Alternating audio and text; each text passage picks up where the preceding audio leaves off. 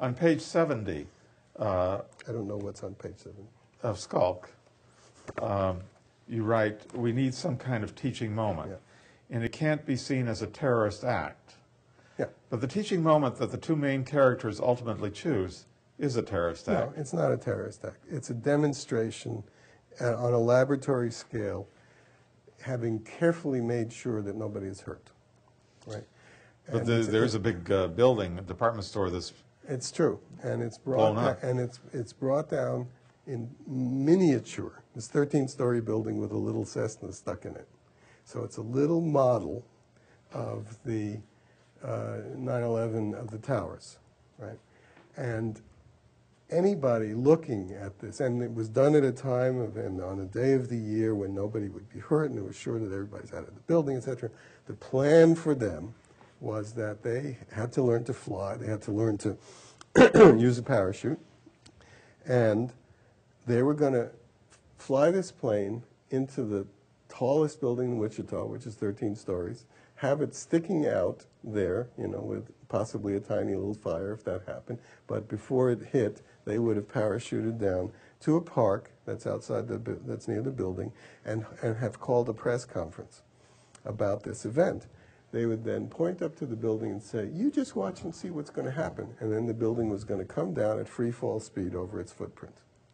How did that happen? Any rational observer looking at that would not say that this little tiny airplane brought down this building. They would not say that this little fire, if there was one, melted the steel of the building. They would have to say that something was done to prepare the building, and it was brought down by explosives. And that was the teaching moment. And so, yes, a building was destroyed. You could call that a terrorist act, but it's not in the same. Their plan was not to have it seem to be in any way related to terrorism, but rather to their plan, their pedagogy. This is pedagogy. That's all. You watch this. Nobody's going to be hurt. Just watch it. Here it goes. I'm going to count it down. It's going to happen. And then people will say, well, how did that happen? Oh, well, here's how it happened. You know, and they would talk about controlled demolition. They would talk about, you know, what obviously happened in the towers. So that was their plan. It didn't work. At least one person does die in the. We don't know. I don't know what happens to Gronsky. He's not. By the time Skulk gets carried away with a hood on her head, he's not yet there. We don't know what happened to him. There are various possibilities. And it's a very mysterious, I mean, this book has a mysterious person in it who is a department store Santa Claus who somehow has all these demolition skills. And who went to Yale University. And went to Yale and has a ring that says he went to Yale. And this book has a mysterious, Julius has a mysterious organization called Gecko, which is short for the Geheimnis Koalition, which is the secret coalition in German. And Julius has a pet gecko, so that's why. So Gecko stands for what? Geheimnis Koalition. That's German. Yeah. Geheimnis is a secret coalition. And they actually exist where? Nowhere. I made them up. Oh, okay. I mean, the Gecko meeting at which Julius is convinced to allow his anti-gravity device to be used to create a false religious hysteria is Gecko. That's their meeting. You didn't get that? The second chapter of the third chapter is the Gecko meeting where they're convincing him, and the vice president convinces him, and somebody from the Sierra Club convinces him, and the religious people convince him that this is for the good of the world. You didn't get that? That's but he refuses to give them the patent. No, he does. Oh, he does give it to them? Yeah. That's the most important chapter in the book. Read it again. Okay, I definitely will. It's a really good book. You have to read it twice. No, you just have to have read the third chapter or whatever, the Gecko chapter.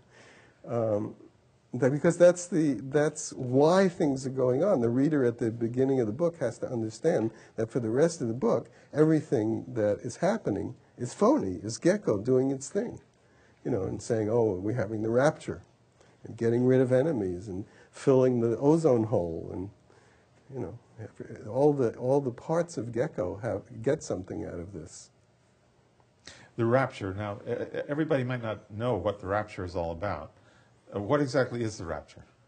The rapture is a theory, which I'm sure Bush believes in.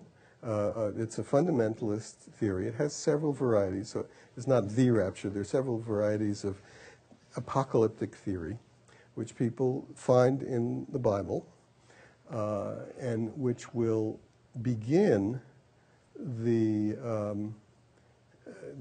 turning of the earth back into Christ's realm. Right? And there are wars that are predicted, and a lot of the Christians that support Israel do so because the wars in the Middle East are part of their theory of the apocalypse. The rapture itself is when people, the chosen, the people who have been good Christians, are raised up out of their homes and out of their cars and off of the planet, leaving, and they go to join Jesus in the sky. Right? And there are people that believe this, and there are these books that are selling in the probably 100 million copies by now about this. It's a whole series of books about people who have been left behind, the ones who have been left behind by the people who have been raptured, and the Antichrist coming and all. That's all part of a very, very detailed and popular theology right now about what's going to happen. And Israel is part of it. And that's why you have all these fundamentalist Christians supporting Israel. These are fundamentalist Christians living right here in America. Yeah, absolutely. And they want us to go into this They Armageddon. want war, and they want probably even nuclear war, because that's the end of time. They want the end of time so that the new time can happen. The new time is the time of Jesus and the post-earthly, satanic controlled, where the righteous are lifted up into the heavens, and those of us who are left behind are destroyed. And so this series is called Left Behind. Very popular. So their religion is for us to all be destroyed and incinerated in nuclear war. Not all. Well, The certainly chosen. me, because I don't believe in Yes, this. you absolutely. Yes. You would be one of the first. And you certainly won't be lifted up and disappear from this chair because leaving your clothes. And the dead will be raised, incorruptible, come out of their graves and fly into heaven. And heaven will then be populated by the righteous. You're not planning to be lifted up either. No, I wouldn't think so. Jewish commies don't. So that'll be the end for us.